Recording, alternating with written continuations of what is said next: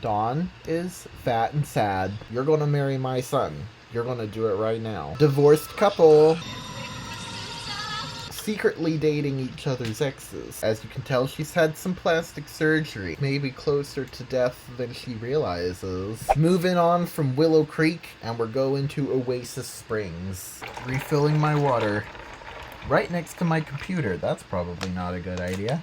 That's a very bad idea, actually. I need to stand for a moment. That was a lot. That was a lot. That was a lot. Ugh. Just for a break from talking, here's more evidence that I was a Five Nights at Freddy's kid. Foxy, one of my favorites. I actually have what could be classified as a Foxy shrine over there. It's really just a bookshelf with all of my Foxy memorabilia on it, but it could be concluded as a shrine. Is a shrine something I don't want to be involved in? Maybe it's not a shrine. Foxy, I love you, but I'm not gonna worship you, okay? That's a little bit not Christian. Jesus wouldn't like that, Foxy. Now we are coming to my favorite household.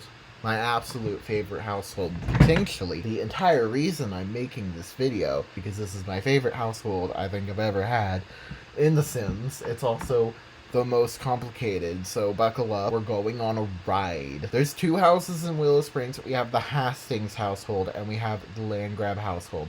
The Hastings household is kind of a combination of the Pancakes household and the BFF household. If you don't know, I believe, by my understanding, Bob and Eliza Pancakes, Eliza's maiden name is Hastings. So that is what I went with. In the Hastings household, we have Eliza Hastings. We have her husband, Travis Hastings, formerly Travis Scott. We have Bob Pancakes and his wife, Liberty Pancakes, formerly Liberty Lee, and we have Axel Pancakes, who is the son of Bob and Eliza. How did we get here, you wonder?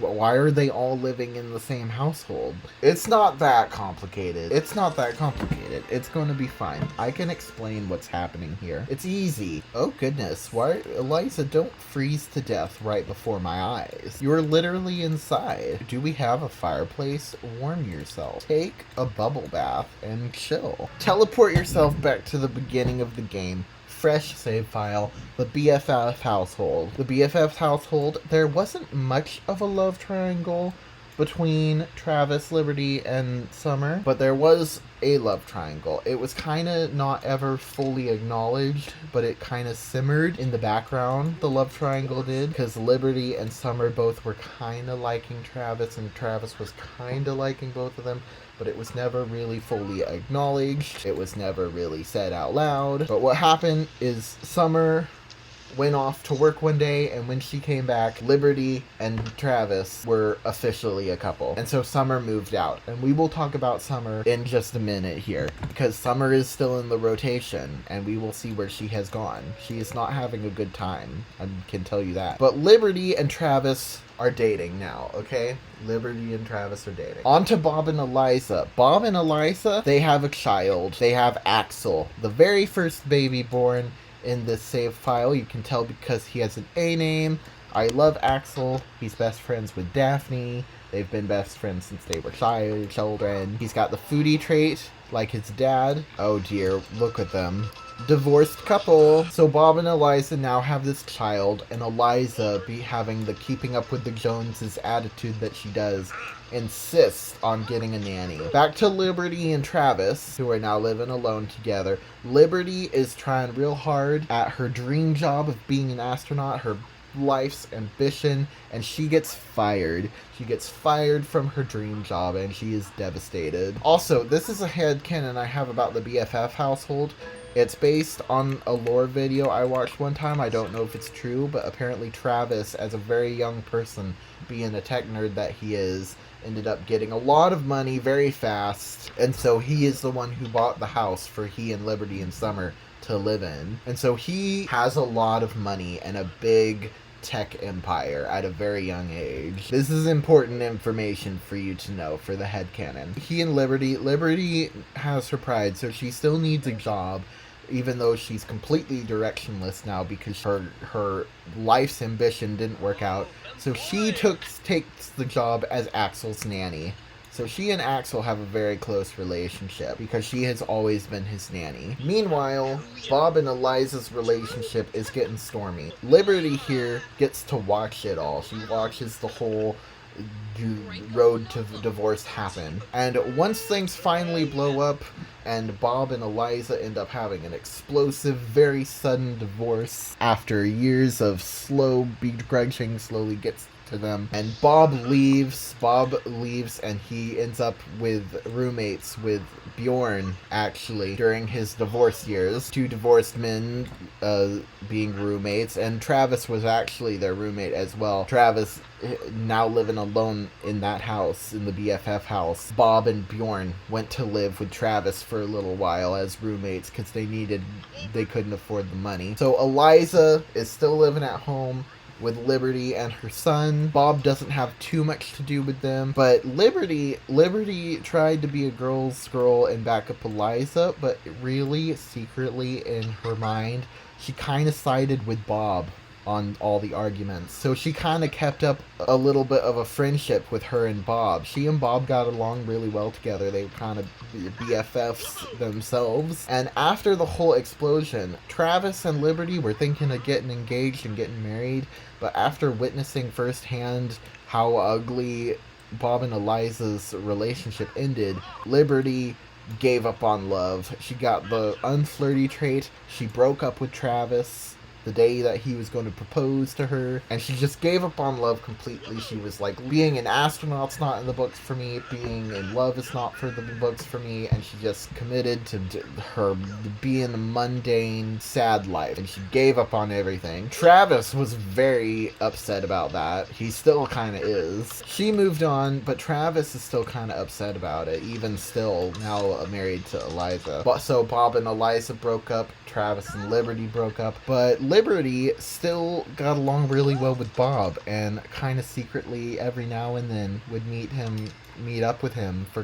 coffee. Obviously they weren't officially dating because Bob was enjoying his freedom and Liberty had given up on love, so they weren't dating, but they weren't not dating. Meanwhile, Eliza, in her ambitions and wanting money, ends up meeting Travis, who I will remind you again is supposed to have a big tech empire. And so she kinda a little bit started dating him. And so Eliza and Liberty at this point in the story are now secretly dating each other's exes. And they're not telling each other. But eventually the cat gets out of the bag because Eliza... Oh, New Year's Eve. Because Eliza ends up kind of twisting Travis's arm into marrying him. He's not super into it, but he's kind of having a crisis. So he's going into it. He's kind of become the new Jeffrey Landgraab with Eliza.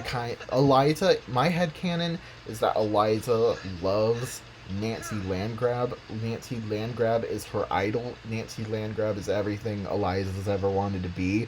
So this is why they live next door to the Landgraabs. She wants to be more Nancy Landgraab than Nancy Landgraab is. Not the evil part, because people don't know Nancy Landgraab is evil in this world.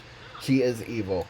But people don't know that. Nancy Landgraab's evilness is, like, under the surface in this part. So people see Nancy Landgraab as just being this super wealthy woman. So she twists Travis's arm into marrying him. And actually, the divorce ended up being very good for both Eliza and Bob. They kind of have a healthy respect for each other, even though they can't stand each other, because I think both of them are better off because of each other. And I think they both realize that, because Eliza would never have taken steps to do her own, to become ambition on her own, because she was kind of relying on a man to take care of her and give her everything she needed. And she still has Travis. Travis is still the one that paid for the house, and she's still relying on him. But now she has her own career. She never would have gotten a career if it wasn't for Bob's laziness. She's trying really hard in the scientist career, and she's really starting to establish herself there.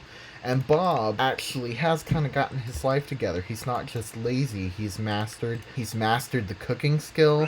He's worked very hard on his job. He's now at chef level 7, and he's even gotten kind of into shape. He's still very tubby, but he's at max muscle. He's at max fat and at max muscle. So he's kind of sort of a lot more happier and healthier and living a much nicer life than he would have if he had never had Eliza poking at his button. It happened, of course, most of it happened after the divorce. He kind of established a habit, but they still ended up better because of each other. And he actually has a cooking class, which he teaches in this house. And over here is Eliza's laboratory, at-home laboratory. But Bob was having a little dinner party, and Travis, because Eliza was his girlfriend, Travis made Bob invite Eliza, and Bob invited Liberty. So Bob is throwing a party, and Liberty and Eliza and Travis are all there. Travis is there because he's Bob's roommate. So they're all there, and that is where Travis proposed to Eliza. And Bob and Liberty are both really chill people. So this is a little bit of a plot hole here, because I was really wanted to make this crazy situation happen. So Bob and Liberty, they were both thought that was kind of goofy of Travis and Eliza to get engaged in front of both of them, and so they decided to pull a little bit of a trick on them. And even though they weren't really romantically interested in each other, Eliza and Bob decided to get married. They eloped and had Bob move in with Liberty in her bedroom. So now they're married and they live together in here. And so that is the long story of how we ended up in this situation. And Eliza has kind of just put her head down and kept burrowing forward and just she's just going with it. She's not happy about it, but she's just kind of going with it, trying not to let them bother her. Now that even Bob and Liberty, even though they weren't romantically interested in each other, now that they've gotten married and they're spending time together and they're living together, now they're kind of starting to see the romance in things, and they're getting a little bit of romantic energy happening. So they are slowly and now quickly really starting to fall in love with each other. But meanwhile, Eliza and Travis. Eliza really liked Travis because of his job and his big tech empire, but just as they were getting married, Travis kind of had a bit of a personal crisis. A midlife crisis, a quarter-life crisis, probably a midlife crisis at this point, where he decided he didn't really like tech anymore. He developed the dislike for programming, which was almost everything about his job. So he quit his job, and he's been floating around trying to figure out what he likes now, because he doesn't like tech, and that's been everything about him now. And he tried painting for a long time. He made some very interesting paintings. Very, very interesting. This one is titled Bobo in the Hollow, is what that is titled. This one is called Father-Son Dinner, because that's Bjorn and Franklin. And he had another painting, which is a little bit concerning. This painting of Liberty asleep through a window, titled The Girl Who Broke My Heart. And that's kind of where he is mentally, kind of just numb and being dragged around however Eliza wants to drag him around. But he's still trying to discover himself and what he likes now. Right now he's trying out the curator aspiration, just running around digging holes, basically. He is not in a good mental state right now, and Eliza is trying really hard to deal with it. But Bob and Liberty, they actually have grown to have a lot in common, because Liberty has really made peace with the death of her dreams. She was a very ambitious young person. She was going to be an astronaut and have a big family, and she had all these ambitions. But she's really made peace with just being content with the life that she has. She's very happy being Axel's nanny. And right now, just all she wants in life is to just not have to do the dishes every now and then. That's all she wants. Not have to vacuum, not have to do the dishes. And that, to her, is what happiness is now. So she's kind of developed the same foodie. She did a lot of the cooking and cleaning as well for Eliza. So she developed the foodie traits, and she's developed a distaste for keeping house. So she relates to Bob's slob trait. So they have food in common, they have slobbiness in common, and they both have a kind of real balance with ambition and contentment. And Axel, it's a very tense family situation that he's in. His parents were divorced when he was a child. He has the joyless trace, so he's depressed, basically. He's very depressed. He really wants to be kind and happy to everyone. He's a very sweet person, but he's also very depressed. We are questioning whether he makes it through teenagedom. But that is for later discussion. That is not a happy discussion to have today.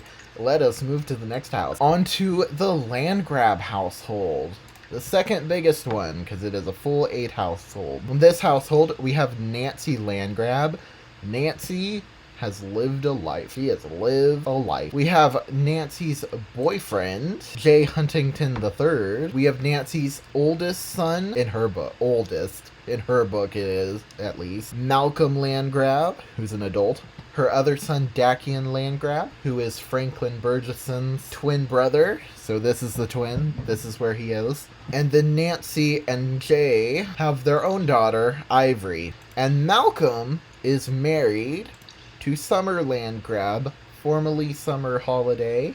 And they have twin children, Chester and Rosalind. Nancy Landgraab. As you can tell, she's had some plastic surgery. She is an elder, making her way toward death, and maybe closer to death than she realizes. Nancy was very content with her situation with Jeffrey. He did whatever she told him to, and that was great for her. And when he finally started standing up to her, it kind of caused her to go a little crazy. She grabbed Bjorn Burgeson off the street, just purely out of anger and spite at Jeffrey in the middle of their divorce. And that's where Dacian came from, and Franklin as well. This is Dacian's bedroom, by the way. I just made it. Look at this. I am so happy with this. It's such an excellent, rich, emo bedroom. I did such a good job. I'm sorry, but I did. I did a good job on that bedroom. But Nancy, she went all crazy, and she started doing some crazy things like that. But then she kind of got a grip on herself. She was like, what am I doing? I'm wrecking the Landgraab family name, and there's nothing I care about more than the Landgraab family name. So she got herself together, stopped living that crazy way. Nancy, as we all know, is in the criminal career. She's a boss. She's the head of the criminal career. The Landgraab family is the criminal career in this Sims Save. All the criminals of the world, they work for her. And Malcolm is her heir, and she's been raising him up to take that over eventually and run the family name that she cares about so much. But Malcolm, in truth, is a little bit of a loser. In fact, he's a massive loser. Malcolm, even with generational wealth and nepotism on his side, really struggled at life, to be honest. I mean, look at him. He's an adult. He's only criminal level for family business. He struggled really hard getting promotions, and he still does. And he struggled even more with girls. He got rejected so many times during a teenagerdom that it was embarrassing. Now, before I get ahead of myself, Summer, we need to talk about Summer a little bit. She moved out of the BFF household after Travis and Liberty started dating. It was a little bit of a embarrassing heartbreak for her and another friend, the girl Mercy, who has now grown up to be the marriage counselor of the world. She grabbed Summer and she was like, "You're not living here with two people who are romantically involved. You can't deal with this embarrassment. You're going to come live with me." So Summer and Mercy, they became roommates. She got a big group of girlfriends that she hung out with all the time. They had lots of fun, parties, and she focused hardcore on her cooking career, her chef career, and she ended up getting a job working as the Landgraab's personal chef, a live-in position. And it was a very abusive position. She discovered as she lived here that Nancy wanted her to do things that weren't in her job description. She wanted her to take care of children. She wanted her to clean the house. She would get yelled at very often by members of the family, and she kind of just put up with it because it was a really good job. But one day, because Malcolm was such a loser and was having such a hard time with girls, Nancy finally got fed up with it. Nancy was like, Malcolm, you are getting a wife. You are getting engaged today because this this embarrassment, it's not happening anymore. She was just coming down from her own high, from her own causing her own embarrassment from the whole Bjorn situation. And she was still fixing things from that. Oh, and she and her boyfriend are not doing well right now. But she was like, Malcolm, we're not doing this anymore. And so she went downstairs and she put a gun in Summer's face and she was like, you're going to marry my son. You're going to do it right now. And so Summer didn't really have a choice at that point. So a lavish wedding was planned. Beautiful dream wedding at the museum. And Summer married this loser man that she didn't care for at all. And they had twins. Now, as unhappy as that situation is, I actually think that Summer, a little bit, is kind of enjoying it a little bit. I mean, she's not in the servant position anymore. She is now a member of the family, and it is abusive and terrible as the Landgraab family is. She now gets to live this lavish lifestyle.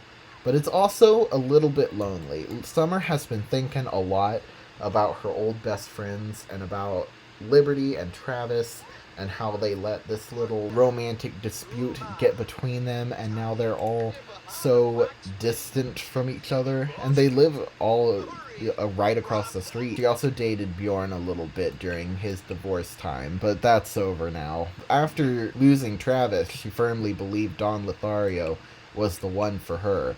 But then he got abducted by aliens and vanished, and as far as she knew, he just completely ghosted her, so that was heartbreaking for her. She had a rough time after moving out of the BFF household, and then she had a better time with her career, and then she's having a rough time again. But really, I think a small, sick part of her is actually very happy with the situation that she's in, even though she does have to sleep next to a man that she does not have any respect for whatsoever. Malcolm is not too concerned with the family life. Malcolm is more concerned with the job. He's very frustrated with the fact that he's not advancing more in his own family's career as he's supposed to be. And he kind of blames Nancy for that. He thinks Nancy is too heavy-handed and too much of a control freak.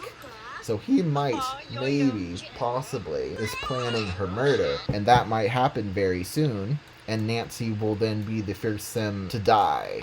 The first main character to die, thus starting the official end of Gen 1. And he's going to take over the family business by force. That's what he's thinking about. And he also, and it's a kind of side plot for him, he's trying a little bit with his relationship with Summer. There's like literally nothing there with them, but I think he wants a little bit to have kind of a nice relationship with his own wife. So he's trying a little bit, but not very much. And as for Nancy, he ended up getting a little boyfriend, Jay, and her and Jay's relationship is completely and utterly loveless. The only reason that she is with Jay is because he's a handsome young man that she can tote around, and the only reason that Jay is with her is because she's a fabulously wealthy woman and he gets to live in a house like this and has no worries except keeping up his physical maintenance, which he loves doing. He loves working out, and that's basically what he gets to do all day, is work out. And in a weird, twisted way, they've actually kind of found a happily ever after in each other's arms. Because despite being completely loveless relationship, they don't care. They're very happy. And they do have a daughter, Ivy. And Ivy, honestly, Ivy's kind of getting the best of the Landgraab family. Because Nancy in her old age, you know what? I really need you to not be in your bathing suit anymore, Nancy. I was willing to ignore it at first, but now you need clothes. Nancy, in her old age, has kind of mellowed a little bit. She's even wants to apologize to Clara Burgesson. She apologized to Clara Burgesson for stealing her man for a day and for the tragedy that she's caused on their household. And obviously Clara was not really about it, but she did it. She apologized to it, and she felt bad for that. She doesn't feel bad for a lot of things, but she felt bad for that, at least. And she felt bad for a few little things that she's done here and there. She's felt bad for not being a great mother. And so to Ivy, she's been a great mother to Ivy. She's been very involved in her childhood. And so in Ivy's eyes, Nancy is like the perfect mother. Nancy, to everyone else, is kind of evil and awful. Ivy has gotten to see a completely different side of her mother, of everyone else. So, and Ivy is really, she's a good sim. And I think Nancy's very proud of her, and they have a very good relationship. And she also has a pretty good relationship with Jay. Jay's pretty involved in her life as well. They both really love Ivy, and this is the healthiest well, actually, no it isn't. Nothing is healthy about this, but it's the closest they've come, probably. As for Dakian, Dakian is a very lonely person. He's very emo and very lonely. All he really does is play the piano all day. He's very good at piano. He loves piano. He doesn't like his family right now, or he doesn't really like his family at all. He has a little bit of a relationship with his twin brother, but not much else. He doesn't have a friend group. He doesn't have any friends. He has no romantic interest. He's very, very lonely because he's kind of been cooped up in this Landgraab image. So that is where he is. He's very solitude and not entirely unhappy about it, but not entirely happy about it either. And so that is the current state of the Landgraab household. We have 2 more households. 2 more, and they're relatively simple. Also, before we do that, I just want to show you Newcrest. Ignore all this. This is going away. But this down here, I've been turning Newcrest into like a strip mall, and I've been loving it. I've made some very useful, I've built these specifically catered to what I need. I actually really love what I'm doing with Newcrest. I'm turning Newcrest into just like a big community lot, a bunch of different community lots, and I think it's very aesthetically pleasing. I've used these fake houses to close in the gaps. So we got this real building, which is like a gym, a music store, a secret club, and an art studio. This one is a bar. It's called the Losers Bar. It's a bar for sad people, and it's got a little motel in the top in case, you know, your wife kicks you out or something, or you're just really having a hard time. And then in the basement is an arcade, which the kids go to. And then this is the No Pressure Cafe, which the first floor is designed for casual dating, and the second floor is designed for family parties and serious dating. And they've all got backs to them as well. And this one isn't done yet, but I'm working on it. And it's getting built. It's getting built. And I'm very excited about it. I'm very proud of it. And I think it's going to be very, very useful to me. On to San Myshuno. Back to the storytelling. In this little apartment here, we have the Norville family, which is Cassandra Goth. So in the Norville household, we have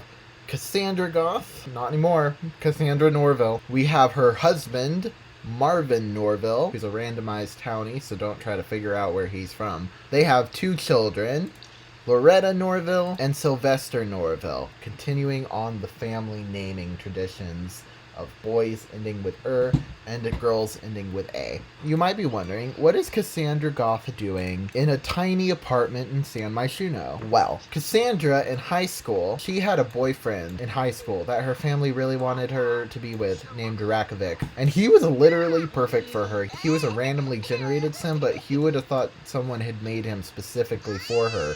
He was dressed gothic, he had the gloomy trait, a music lover.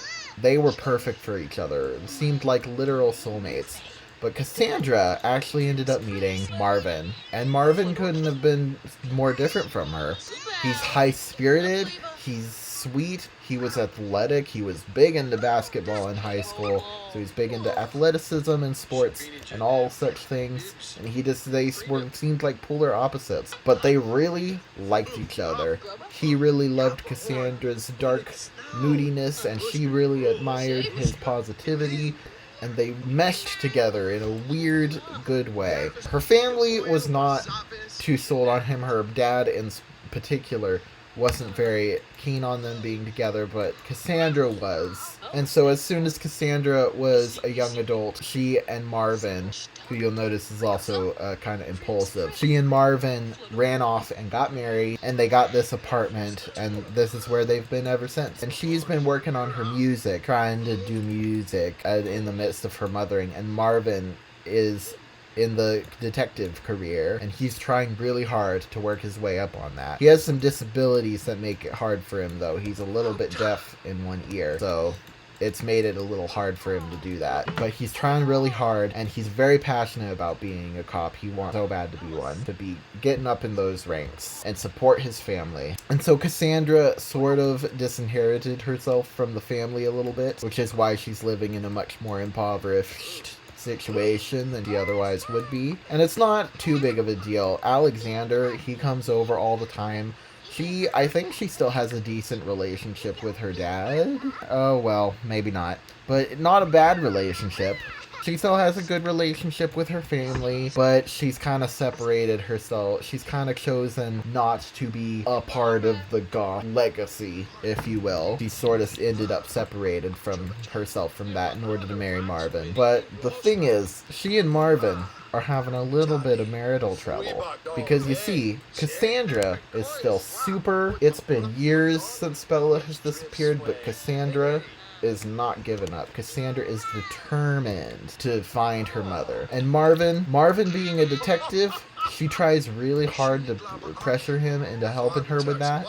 And Marvin is starting to get at his edge with it. Cassandra has found some very interesting leads recently, but Marvin considers this a dead, cold case, and as much as he loves Cassandra, he really feels like her insistence on following these rabbit trails, following these things, trying to find her mother, he thinks it's really affecting his career even more. As a serious cop, sort of damaged his reputation, trying to follow these wild goose chases and stuff. And so, but Cassandra is still dead set on finding her mom, and he's starting to get at his limits with it, and so it's caused them a little bit of trouble, as you can tell. And I'm kind of thinking of ending with them getting a divorce. And I have a reason why, which I will explain in a minute, because I loved them as teenagers, and I'm not as emotionally invested in them as a couple, as an adult couple. And I have other plans for Cassandra that I will explain in a minute. But Cassandra and Alexander, they actually have a little Where's Bella club. The thing is, Cassandra and Alexander have actually gotten some very, very interesting information recently, and they got what seems to be a very promising trail on finding their mother. And that takes us to the next household, the Watson household. So now we're heading off to Hinford on Bagley, and we're looking at the Watson family. Now the Watson family looks very, very similar to the way they do at the beginning of the game. Rashida is not here, obviously, because she is living with the Goths, and she had that whole ordeal.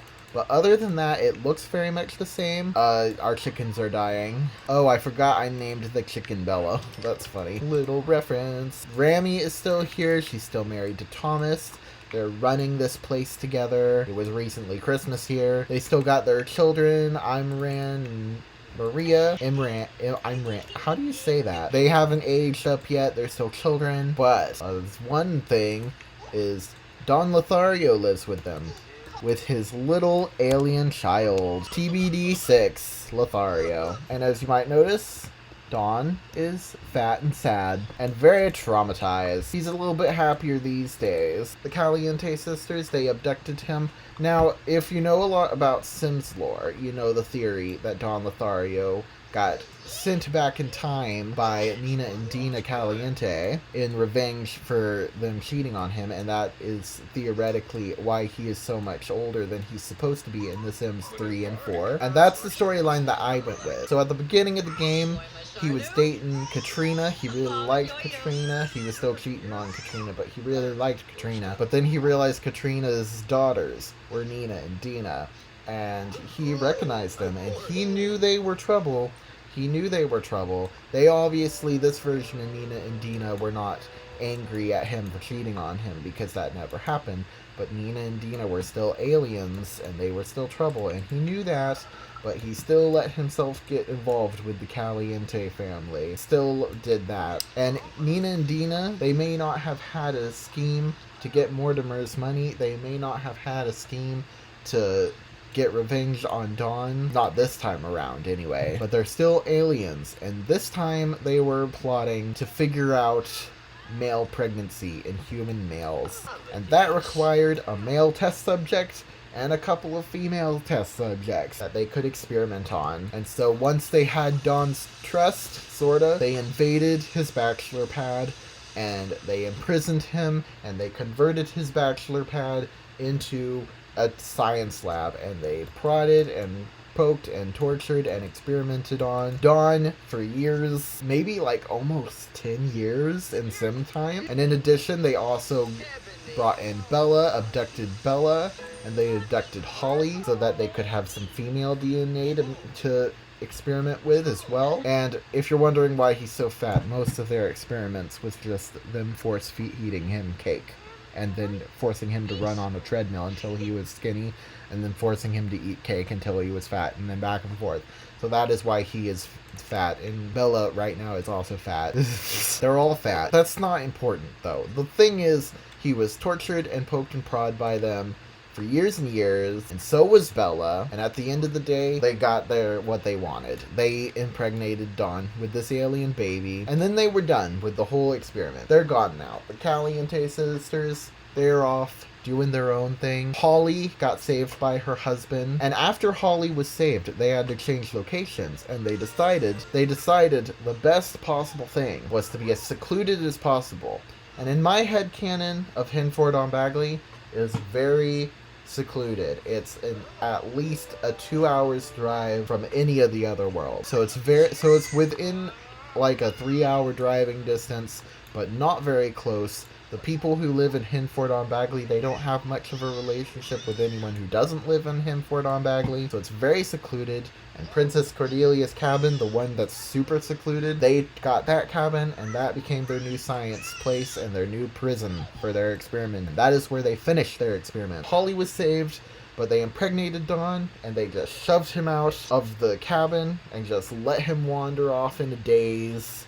They hypnotized him and let him wander into the wilderness in a daze. And Bella, they shoved Bella into a portal, teleporting her off into an alien world, which is where she is now. She's technically in a really bad San Myshuno apartment, but she's in an alien world, guys. It's an alien world. So Don ended up wandering his way down to the more populated part of Hinford on Bagley and ended up at the Watsons' front door. Obviously traumatized man with an infant child, actually, he was still pregnant then.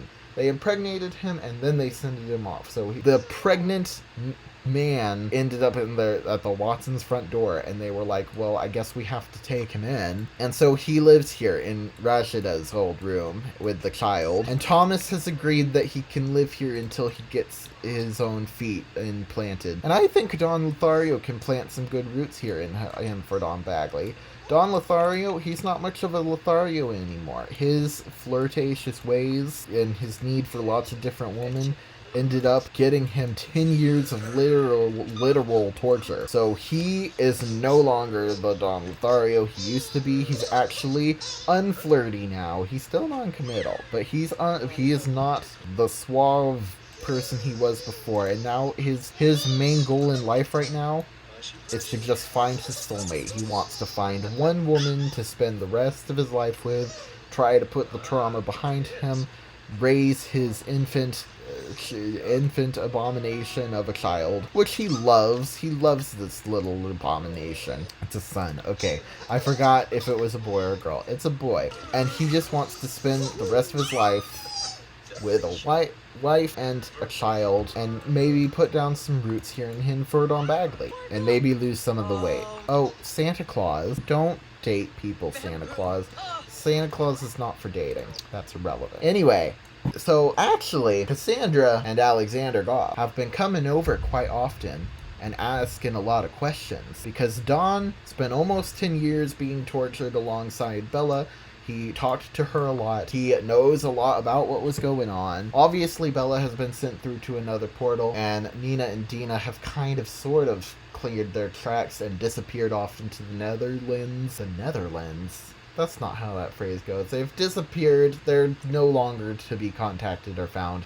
But this is the biggest thing that Alexander and Cassandra have found. So they've been doing the hours-long drives back almost every weekend, behind Marvin's back sometimes, to come here and chat with the Watsons, and especially with Dawn, and explore the around area and try to figure out clues to where their mother is. And actually, I'm thinking, this is plans for the future, but I'm thinking maybe Cassandra and Dawn, after Marvin divorces Cassandra, I think Cassandra and Dawn. It is The Sims 4, so there's a bit of an awkward age gap there. But Cassandra is an adult now. She didn't know Dawn as a teenager. Finding Dawn here is the first time that she has canonically met Dawn in this situation. And she's an adult now. She's halfway through young adulthood. She's has 2 children and 1 marriage. I say it's fair game at this point. And Dawn, he's had 10 years of not really getting to live life. So he's kind of just now maturing into an adult in his own way. And she has 2 young children, and he has 1 young abomination. I think, personally, a goth household in Hinford-on-Bagley with an alien child, with Cassandra and Dawn, tell me that's a bad idea. It's not. I don't think it is. So that is my plans. Oh, also, the Watsons. They don't have too much going on. I will actually sort of do. But basically, these 2 kids, they're just being kids. There's not much has happened because, again, the Watsons are fresh. The Watsons are new. But I will say, Rami has gotten very tired of fulfilling Thomas's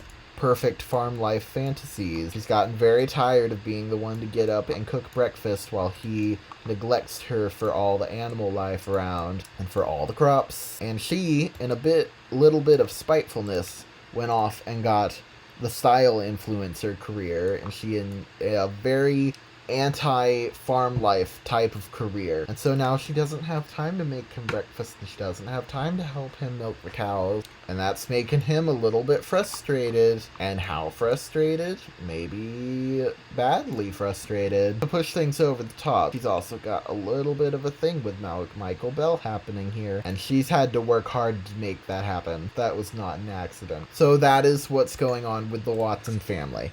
And with the Goth family, and with the Landgraab family, and with the Burgesson family, and with the Munch family, and with the Pancake BFF Hastings austere house. I can't believe I'm done filming this video. That was a while. That was a lot. That was a lot to film, but I'm glad I filmed it, because I am so emotionally invested in this world, and all of these characters, I have a hard time picking a favorite. And the Goth family, I don't think I said this, but Alexander, he's happily married to Olivia. He loves Olivia, but I'm kind of thinking I might back off on this storyline, because I don't know if I want to make Alexander that kind of person. But Alexander and Elsa had the teeniest little bit of a romance during high school, and Olivia is off volunteering quite often, so I might maybe be thinking about having a little bit of a love triangle.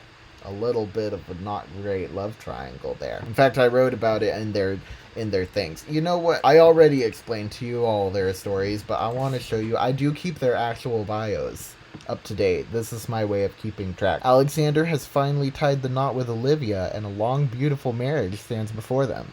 But will Alexander's eye land on the maid? Will Elsa keep her act clean? Get it? Because she's the maid. Not to mention, Mortimer claims he was abducted and saw his wife. Is that real, or just the ravings of a senile man? Munch, after the breakup, Wolfgang is wishing he had been a better man from the start. So now he intends to help his and Sophia's family, but his means of money may not be as moral as everyone thinks. He's brought in his brothers to help with things, but his brother is so incompetent with kids he might make it worse. Which is true. Josephine very nearly got taken away. Landgraab. Summer is officially trapped with these mad folks now that she has had children with Malcolm. But can Malcolm actually win her over? Also, Malcolm is starting to get to end of his rope with his mother. Is it time for a new crime lord in town? I try to make it sound like the original things, and always always have a question, a this or that question. Malcolm's going to win Summer, Malcolm's not going to win Summer. Is Malcolm going to kill his mom? Is Malcolm not going to kill his mom? You know, makes it interesting. Things are finally good, but Holly has some mental issues after an encounter with aliens. Meanwhile, Daphne has revenge plans against Nancy Landgraab, but what will her father do when she finds out? It just makes it easier to keep these storylines straight. Cassandra's life is looking up. I've used that theme a lot, haven't I? But she can't always shake the memory of her mother. Will she team up with Alexander and her crime-fighting husband to find her missing matron? They have a lead in Hinford-on-Bagley, but it may require staying there a while.